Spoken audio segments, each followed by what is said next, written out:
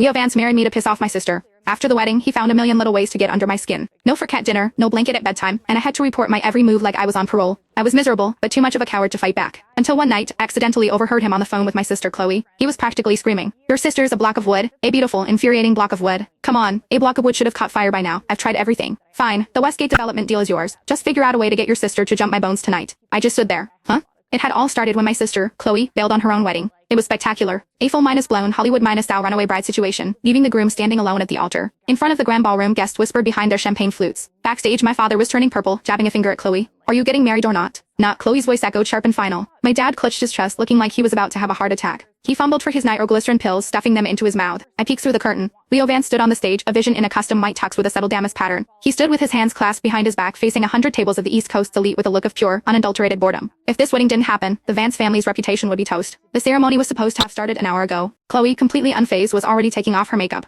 Everyone was talking at once, trying to reason with her. "This merger has been in the works for months, why back out now? You can't just call it off. What about our family's company, the Jennings Corporation? Leo Vance holds a grudge. He'll ruin you. Think about the family, Chloe, not just yourself. Chloe Jennings, aren't you scared?" My sister just scoffed and rolled her eyes, continuing to wipe off her foundation with a vengeance. I was in awe. That was my sister, all right. If it were me, the family coward, it'd have just nodded meekly and walked down the aisle. Speaking of which, was that makeup remover irritating her skin? Her face was getting all red. I should probably run to CVS and get her something better. The moment I stood up, my dad's desperate gaze landed on me. "If you won't marry him, are we supposed to send your space minus cadet sister out there?" Chloe stopped cold. She stood up, her perfectly sculpted brows knitted together, hands on her hips. "Who are you calling a space cadet? My sister is more than good enough for him, Claire." I flinched. "Here, marry him." "What? Me?" The room went silent for a second. It was like they all suddenly realized that my sister and I were identical twins with faces about 80% the same. It was their life raft. They practically ripped the Vera Wang gown off Chloe and stuffed me into it. A frantic 5-minute makeup job later, I was pushed onto the stage. My brain basically blew minus screened. I stood at the entrance, clinging to my dad's arm, the efficient's words turning into meaningless noise. Then I saw Leo. His eyes lit up, and the first genuine smile of the evening spread across his face.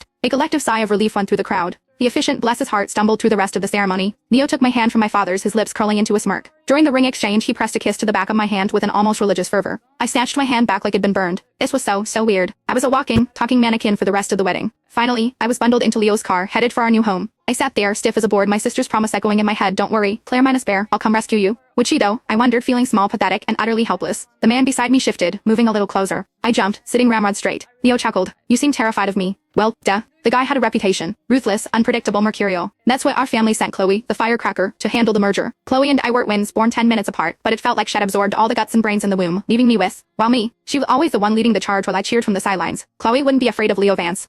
The low hum from his throat pulled me back. He was leaning in, his face nerving one close. I could smell the faint, expensive scent of his cologne. I snapped back to reality, my eyes meeting his. I almost scrambled onto the roof of the car. Mr. Vance, you're a little too close.